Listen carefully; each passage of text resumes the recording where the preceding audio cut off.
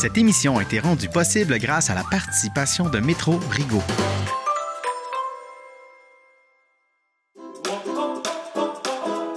Aujourd'hui, on cuisine la pizza carnivore avec la très rayonnante José Nadeau de Sous les Oliviers et je vous amène découvrir le verger de Pomone.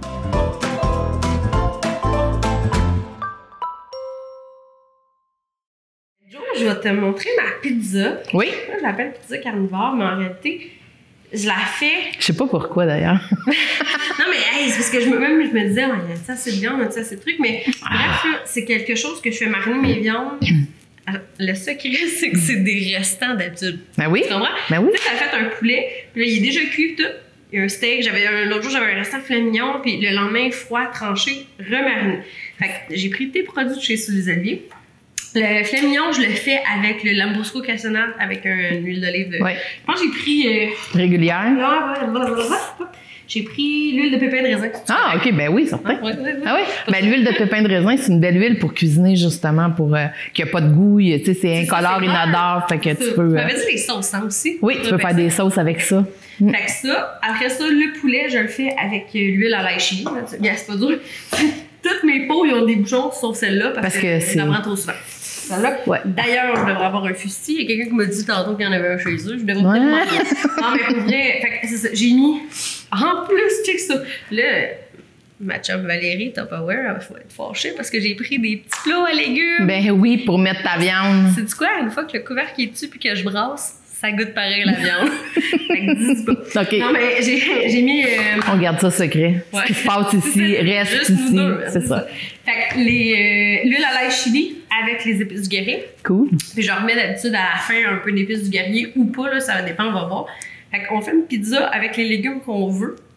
Je fais pré-cuire des champignons, un petit peu les faire sauter. On va mettre les asperges. Les asperges ont été cuites sur le barbecue, fait que ça donne un petit côté grillé. Mais la sauce, puis on fait une mayo épicée. Très grillé. Tu me parlais de barbecue. Oui, c'est ça. Mes asperges sont sur le barbecue. Puis aujourd'hui, ce qu'on fait aussi, c'est qu'on déguste les produits du vignoble de Pomone. Oui. Fait qu'on a un vin ici, je vais regarder qu'est-ce que c'est. Tu vois, c'est Réserve 2018, vignoble de Pomone, un Baco noir et Triomphe d'Alsace. Moi, je les connais pas. Moi, je suis pas une spécialiste de vin, bien sûr. C'est sûr et certain. Mais c'est sûr que les vins de Pomone, tout ce qu'on sait, c'est qu'ils sont très bien cotés.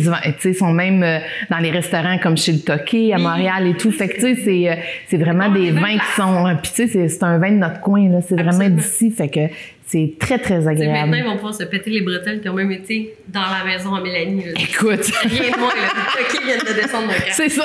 Mais on l'a décanté, fait qu'il était en OK, parfait. Écoute, ça fait un bon 2 heures qu'il est là-dedans, là. Comme ça, fait qu'on goûte en premier parce que avant qu'on se mette la bouche avec les épices, là. C'est ça. Mais moi, je trouve que ça sent... On va l'aromatiser. Je le vois au début... Oui, on sent vraiment le chêne, tu sais, on goûte pas, mais on sent la barrique. On y a pas goûté encore. Mais on sent vraiment la barrique, oui, c'est ça. Ben, je suis très surprise. Ouais. Ouais. C'est assez spécial comme vin. Je suis très surprise de pas l'astringence. Ça me prend pas. Moi, tu sais, les vins de barrique, généralement, je trouve ça trop fort pour moi. Là, je le sens, mais je le goûte pas ici, là. Ça prend pas dans... Non.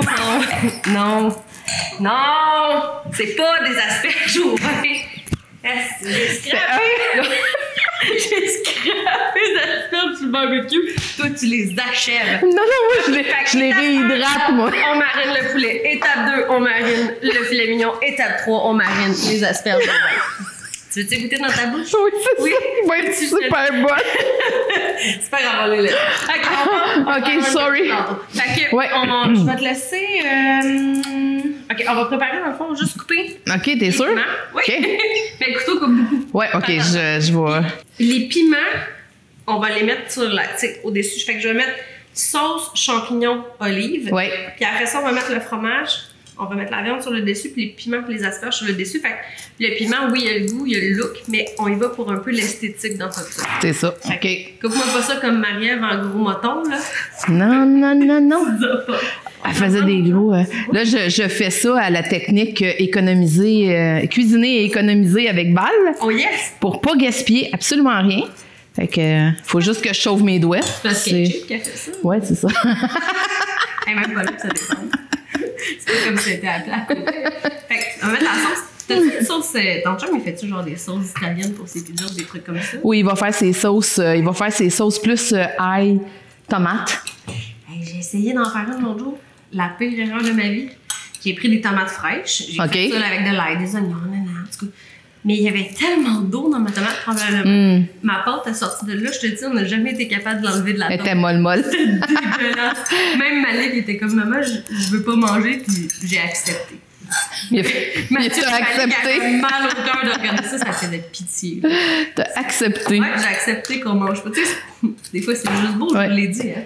Mais là, c'était même pas présentable. J'ai pas pris de photos. J'ai hésité en plus à m'enlever des photos, parce que je me suis dit, le monde va peut-être comprendre que moi aussi, j'en fais des niaiseries. Ben écoute, dans la cuisine, c'est vraiment d'essayer, hein. Puis ça veut pas dire nécessairement que ça fonctionne à chaque coup. Tu sais, c'est des essais, tu sais, fait que, mais c'est sûr que moi, dans la cuisine chez nous, souvent, mon goûteux, mon essayeux, justement, c'est mon chum, qui était supposé être ici aujourd'hui, qui est pas là, qui nous a faussé compagnie, mais bon, c'est pas grave, on y pardonne, il va continuer à faire les goûts, fait que c'est l'homme derrière les tests à la maison, quand je reçois des nouveautés. C'est lui qui souffre. C'est lui qui souffre, ouais. Je vais faire réchauffer un peu de poulet puis le steak. On peut couper aussi les asperges. Peut-être pas celles au vin. Peut-être pas celles qui sont tout noircies. Mais pour vrai, j'ai coupé encore en... Tu sais, à peu près la longueur d'une tête. En juste juste pour dire, parfait. Ouais. On va juste mettre ça ici. C'est pas une télésérie d'alcoolique, hein? L'autre jour, on a goûté des... juste pour le dire. Mais c'est le fun de déguster. Ouais, puis je trouve que c'est rassembleur. Quand on est allé là-bas, il expliquait justement qu'ils font la dégustation avec l'équipe et tout. Ouais. Je trouve que c'est intéressant parce que... C'est-tu beau, ce vignoble-là, en plus, hein? Même, on est passé l'autre fois, on s'en allait à l'auto. Oui. Tu sais, on se demandait toujours sur le bord de l'autoroute qui était là. Oui, c'est vrai qu'on se pose tout le temps cette question-là quand on voit les... Bleu, puis ouais. Tu sais, ouais.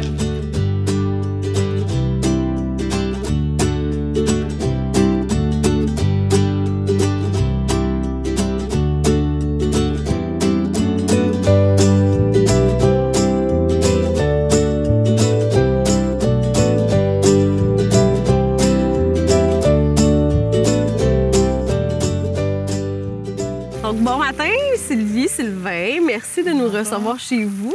On est ici au vignoble de la Pomone. Beau petit bijou de place que je ne connaissais pas dans la région. Honnêtement, je suis très contente que nous recevez. La place est magnifique.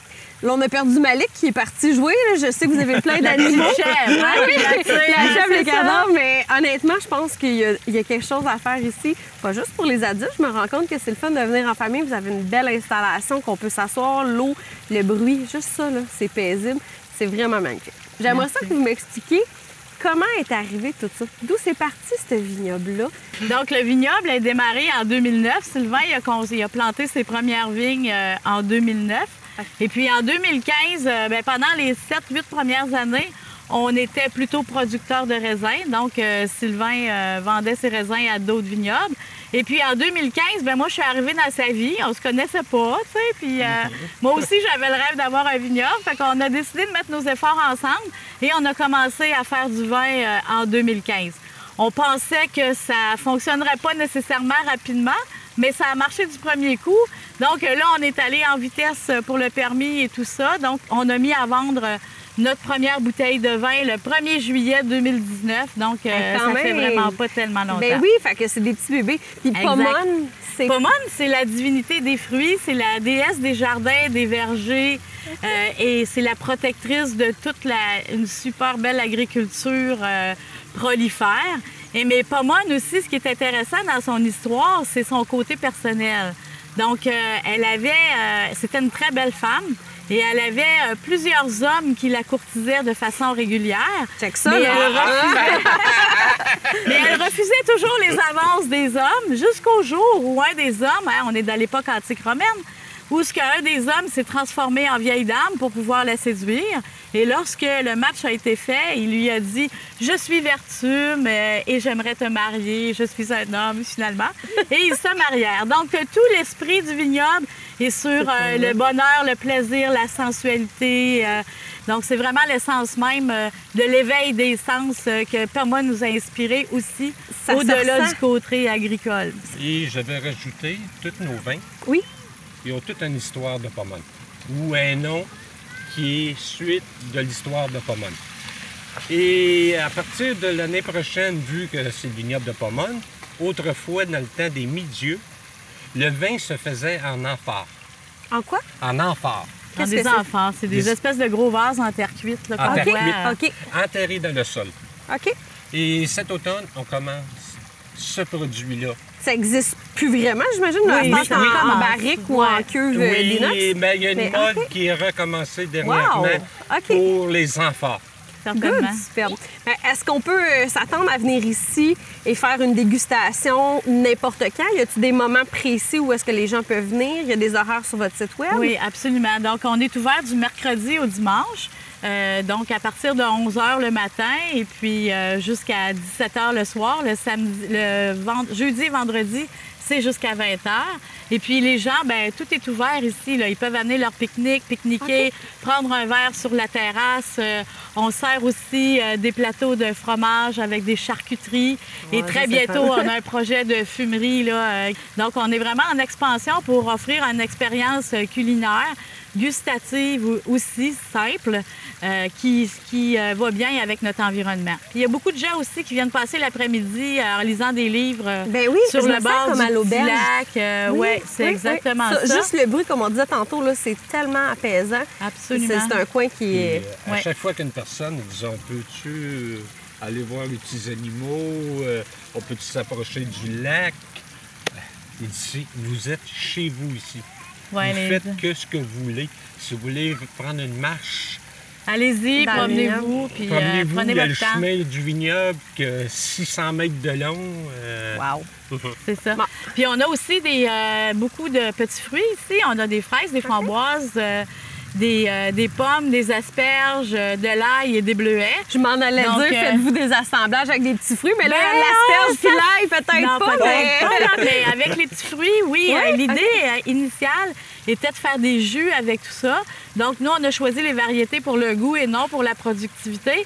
Mais on n'a pas eu le temps, mais ça s'en vient, là. On a des crèmes, l'élaboration de crème de fraises, probablement, qu'on va faire, et de framboises. On travaille ça avec une éthénologue.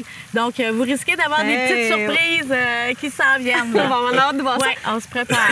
Ça vous tente-tu qu'on aille passer à l'intérieur puis qu'on aille faire une séance de dégustation? Certainement. On y va. On y va. Merci.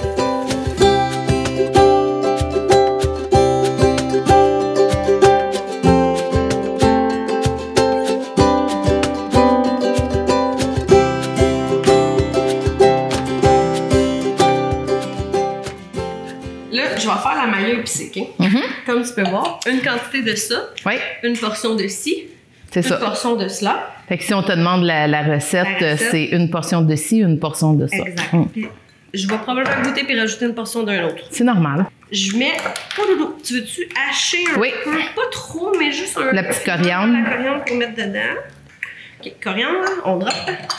Mets ta petite coriandre dedans. La petite coriandre dedans. Ça. On va installer... On va mettre les champignons. Là, je les fais popper, là. On entend qu'ils commencent à balloter. Je vais me prendre un petit... Là, je me range pour faire un beau dégât. Ah, c'est ce que je t'en train de me dire. C'est laquelle des deux qui va être la meilleure? Laquelle qui va faire la plus grosse gaffe? On met nos champignons. Oui. Je vais te laisser aller avec la fourchette. Avec la fourchette. Fait qu'on étend les champignons là-dessus. OK. On a échappé un. Oh, j'adore les champignons. C'est tellement bon, des champignons. Surtout dans le temps de l'été comme ça, là, on est capable de trouver des pleurotes, on est capable de trouver plein de sortes de champignons dans notre coin en plus. Ouais. Ben, tu sais, comme la ferme Les Petites Écarts. La ferme. Oui, c'est ça. La ferme Les Petites Écarts, excuse-moi. Ils ont des champignons. Là, présentement, ils ont des pleurotes. Là, c'est délicieux. Bon, c'est sûr qu'eux autres, ils ont l'argousier, ils ont le miel, tout ça, mais ils ont aussi tous les champs. C'est ça, il y a le jardin, tu sais, que l'été, ils développent beaucoup. Fait que... Tu veux que je mette ça? Oui. Okay. Là, je sais pas si on a trop, on peut-être ça faire on peut-être. OK, parfait. On fait-tu? On fait-tu moitié-moitié? Oui, mais là, je vais faire sauter des champignons là-dedans. OK. On fait une. T'excuses, je regarde où est-ce qu'on met les légumes. On met les légumes par-dessus. Ouais, tu sais, une pizza, là, il n'y a pas de... Mais non, il n'y a pas de façon de faire une pizza.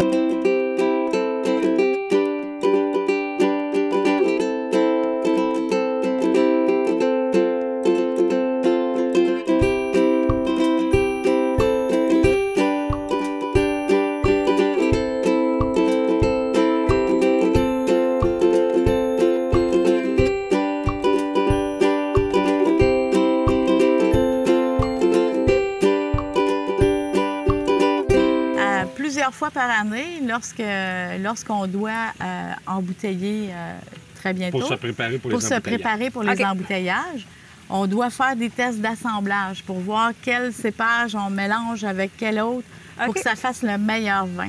À chaque année, à chaque vendange, c'est différent? À chaque vendange, pour tous les vins, c'est différent. Pour tous les vins. Qu'est-ce que vous avez comme type de raisin? On pourrait dire qu'on a 3 grandes familles de cépages dans le vignoble. On a les hybrides, que ce soit européenne ou américaine. Fait que tu achètes une vigne, puis tu refais quelque chose ici que tu essaies de recroiser. Moi, au vignoble, on fait nos propres boutures en plus. Et dans les 3 groupes de cépages, il y a les hybrides, les vitis et le vinifera. Okay. On a les 3 groupes ici au vignoble. Donc. Puis depuis 2-3 ans, on s'essaye à planter tout le vinifera en parlant de Pinot, Chardonnay, Riesling, puis toutes les sortes de Pinot. À quand le Zinfandel au Québec, là? Moi, je suis une fille de zine. Je suis une bébête à sucre. J'aimerais notre sélection. Expliquez-moi comment vous fonctionnez. Là, je vois que vous avez toute la belle équipe ici. Il en manque un petit morceau là, que je vois là-bas qui n'est pas majeur, qui peut malheureusement pas goûter. Mais vous avez un processus avec votre équipe. Quand vous faites vos dégustations, vos assemblages, c'est quelque chose qui tient, dans le fond, dans votre valeur d'entreprise. Tout le monde participe à ça. Il y a même des clients, des fois, qui viennent s'intégrer quand ils sont de passage. Expliquez-moi, c'est quoi, comment... Je vois les gars en arrière, là, ça. Vous avez l'air de souffrir, le martyr. C'est le moment plat de la semaine. Mais comment vous fonctionnez? C'est quoi cette thématique-là? Comment vous l'instaurez? Donc, pour décider de quel vin on va produire pour la prochaine année, lorsque nos vins sont presque prêts ou pas tout à fait, on décide de faire des assemblages. Donc, on regarde, parce que nous, de façon individuelle, toutes les cuves et barriques, ce sont des cépages séparés. Et à un moment donné, bien, il faut qu'on les assemble parce que sinon, on aurait trop de sortes de vins. Ça n'a pas de bon sens. OK? Donc, on se regroupe en équipe. Et puis, souvent, on fait ça le vendredi soir, en fin de journée. Il y a souvent des clients qui viennent, des sommeliers qui viennent nous aider à faire ces assemblages-là. Et puis, on goûte, fait qu'on en a préparé des bouteilles déjà d'avance avec toute la recette décrite dessus. Okay. Et tout le monde fait ses commentaires.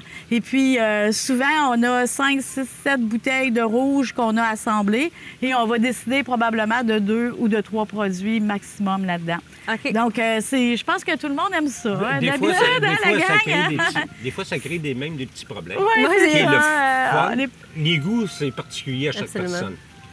Puis, là, on a 5 produits sur la table. On est 5. Puis les 5 aiment un produit différent. Qu'est-ce qu'on fait? Oh, très bonne question. On remonte une deuxième avis. Ah, ça, c'est désagréable. Obligé de ressouffrir 2 fois. Ou on va refaire nos devoirs. Comme la semaine dernière, on en a fait un, puis on est retourné faire nos devoirs. Fait que c'est pour ça qu'on a des nouveaux assemblages aujourd'hui. Alors, c'est ça. Fait que là, tout le monde goûte. Il y a quelqu'un qui prend des notes, puis on cote les notes de tout le monde, puis après ça, on compile nos résultats, puis on décide par la suite. Tu sais, nous, on aime beaucoup ce qui se fait en Europe ou en Afrique du Sud. Okay. Donc, on a des inspirations comme ça. Fait que c'est ce qu'on cherche comme goût. On sait très bien qu'on n'a pas nécessairement les mêmes cépages, mais on veut s'approcher de ces niveaux de qualité-là et de goût-là aussi qu'on retrouve là-bas. Donc, c'est pour ça que nos vins rouges, on est considérés parmi les meilleurs, sinon les meilleurs au Québec. Là, on est vraiment fiers de ça. Oui. Donc, c'est comme ça. Fait que cette inspiration-là vient comme ça. On a 2 Français avec nous qui sont pas mauvais du tout. Qui sont dans le vin depuis longtemps, eux autres aussi. Des anciens, tous les deux, tu as des anciens vendeurs de vin en Europe. C'est ça. Fait que leur opinion compte beaucoup pour nous aussi, vraiment là-dessus. Là. Durant les dégustations qu'on fait comme ça pour nos assemblages, des fois, ça va même plus loin que ça. Si on baisserait celui-là de 5 remonter lui un autre 5, ou de 10, ou de 15, le petit goût-là, on l'aime pas parce qu'il vient de tel cépage. Si on veut faire telle cuvée, on devrait monter, descendre, se réajuster, autrement dit, pour faire nos assemblages. Puis, à l'intérieur, ça vieillit en fût de chêne, ça vieillit en inox. Comment vous traitez tout ça? Il y a des cuves en stainless. OK. Puis on a des fûts qu'on appelle en baril de chêne. Et notre blanc est surtout produit en baril d'acacia. OK. On a fait un essai l'année passée avec des fûts de chêne. Et je prétends, moi, personnellement, je pense que je vais tout retourner mon blanc avec des fûts d'acacia. Et que ça donne un beau petit goût floral au blanc. C'est ce que je me demandais, c'est ça? C'est un bois de fleurs. C'est plus différent, plus léger. Oui, c'est ça. Puis, tu sais, tout est vraiment... les chauffes de chacun des barriques est vraiment choisi en fonction du résultat. Tu sais, si on veut un résultat plus fumé, plus vanille, café, chocolat, tu sais, les chauffes à l'intérieur des barriques, notre énologue, on a un énologue qui travaille avec nous, Jérémy d'Hauteville, fait qu'il nous aide à faire ces choix-là pour s'aligner vers les vins qu'on veut vraiment produire et sortir. Puis, tant qu'on respire le vin, on respire tout le temps de un qu'une narine. Ah oui? Pour la senteur rentre comme il faut dans le nez et peut-être de l'oxygène pour oxygéner la senteur de ton vin. Bien, je vous laisse déguster. On va voir vos commentaires, voir qu'est-ce que ça vous donne à chacun. En tout cas, la couleur est belle. On voit que ça tache même les bouteilles d'un à l'autre. Ça fait du beau rosé. C'est du vin orange. Du vin orange. Du vin orange non filtré, celui-là. Qu'est-ce que... C'est donc, quoi la différence? C'est ça, le vin orange ici, là, c'est très, très populaire au vignoble. D'ailleurs, notre première cuvée, on a tout sorti les bouteilles en 7 jours. C'est vraiment une très grande tendance, beaucoup à Montréal et dans les grandes villes. Et puis, les gens, ils l'aiment vraiment beaucoup. Fait que c'est un vin de macération pelliculaire. Il y a une opacité dedans qu'on... Oui, ça, c'est parce qu'il n'est pas filtré. Fait que la tendance des vins nature fait qu'on ne filtre pas les produits. Donc, on commence à avoir certains produits qu'on va répondre au goût des consommateurs en ne filtrant pas notre produit ou en le filtrant que très peu, minimalement, pour lui donner une constance plus brouillée comme ça. Si on s'en va vers le côté, c'est encore plus bio, il y a moins de procédés. C'est ça, exactement. Fait que c'est ce qu'on appelle plus vers les vins nature. Donc, on a beaucoup, beaucoup de demandes pour ces vins-là de la part des milléniaux très tendance de Montréal. Donc, on travaille là-dessus présentement aussi à sortir des vins comme ça. Un peu plus jeunes, mais qui vont rechercher les caractéristiques que ces clientèles-là aiment. Oh. Puis, tu sais, on parlait de nos goûts, c'est nos goûts à nous, effectivement, mais nous, on travaille beaucoup avec une approche de co-création. Donc, moi, je suis spécialisée en design thinking. J'ai une autre entreprise qui fait ça. Et puis, en innovation, donc, l'approche de création avec les restaurateurs, les sommeliers, l'équipe, les clients. Donc, ici, le vignoble a été créé avec 60 consommateurs à la base, avec la même approche. Donc, on fait une activité d'une journée pour définir les choses.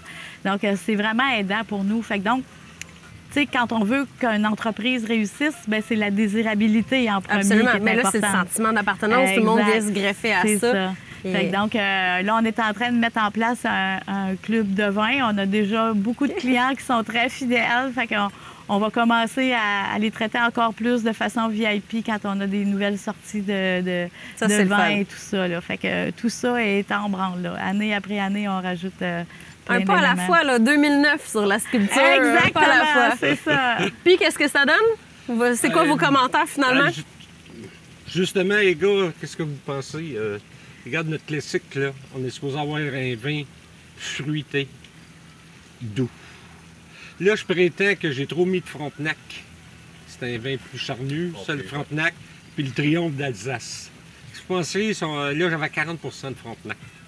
Qu'est-ce que vous penseriez si on descendait à 30 Oui, pour l'alléger un petit peu. Pour l'alléger, qu'il soit un peu plus doux, puis qu'il soit un peu plus fruité. Puis remonter le Léon Milo puis le Marquette. Puis laisser le Triomphe là. Peut-être descendre le Triomphe aussi, je ne sais pas. Puis le Triomphe, il est très charnu. Mais pas trop de Marquette, par exemple, là? Moi, j'en mettrais pas trop, là. Pourquoi? Que j'en passais. Le Marquette, il est à 20 mais le fruit est très prononcé. Oui, c'est ça. On a la réputation d'avoir des vins droits, très bien fait, aligné, complexe. Donc, il faut qu'on conserve cette marque de qualité-là que les clients, les consommateurs aiment beaucoup. Bien, vous avez une très belle place, honnêtement. Je vous remercie beaucoup de nous avoir reçus. Je trouve ça le fun. On va continuer, on va aller voir d'autres trucs, mais humblement, là, c'est certain qu'on va revenir. J'en entendais beaucoup parler. Je savais pas que c'était ici, mais vous pouvez être certain que vous allez entendre parler de tout ça parce qu'il y a beaucoup de gens dans la région que je pense qui mériteraient de vous connaître. Vous avez un beau bijou d'endroit, puis on est très contents. Très bel endroit, très belle équipe. Félicitations. Merci.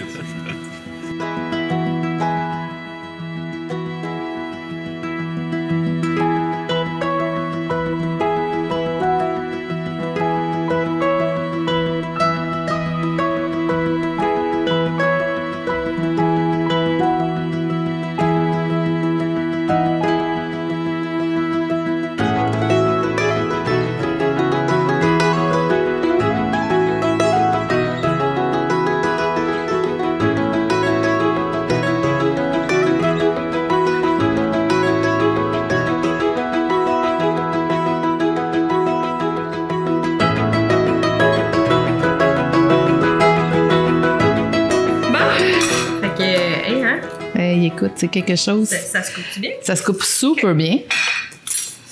Ça va-tu servir bien? Ça, c'est une autre histoire. Hey, mais là, comment on présente ça? C'est dur de présenter une pizza. Oui, mais là, elle est coulante en plus. Là. C'est ça. Elle est juteuse. Mais c'est sûr que idéalement, là, tu t'en prends un à la fois, puis tu te fais une belle salade verte avec des micro-pousses. Ça fait vraiment nutritif, tu sais, puis tu peux vraiment rajouter ça. Tu sais, on est habitué que de la pizza, c'est avec des frites, tu sais, mais dans le fond... Non, pas tout le temps. Ouais, pas tout le temps, tu sais. Une belle salade fraîche. C'est ça. C'est une bonne idée. Je suis en dedans. Puis l'autre, elle va goûter la même chose, en fait.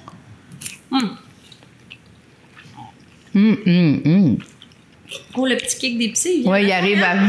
Je suis là. Mais là, c'est ça. Il y a toujours un petit délai, hein? C'est incroyable. Comment tu l'avais fait, ton poulet? Je l'ai mis un peu d'huile hachée. J'en ai mis beaucoup là-dessus, là, mais j'aime vraiment le goût. Fait que t'as fait cuire, après ta tranche. OK. Puis t'as mis dans la marinade directement. Même affaire pour le steak, mais le steak, j'ai mis des épices à steak avant de le faire cuire. OK. Ouais. Là, tu as pris du filet mignon, je pense. Ouais. Mais ça pourrait être un morceau de bavette aussi que tu as fait mariner pendant 24 heures puis que tu remets après, tu sais. Ouais. Hey, merci, mon ami. Merci beaucoup. C'est un plaisir. Ouais. On s'en va finir de manger ça avant que les gars arrivent. Oui, c'est ça. Puis il faut boire. Bon. Faut. Ouais, on s'est pas fait de Cheers.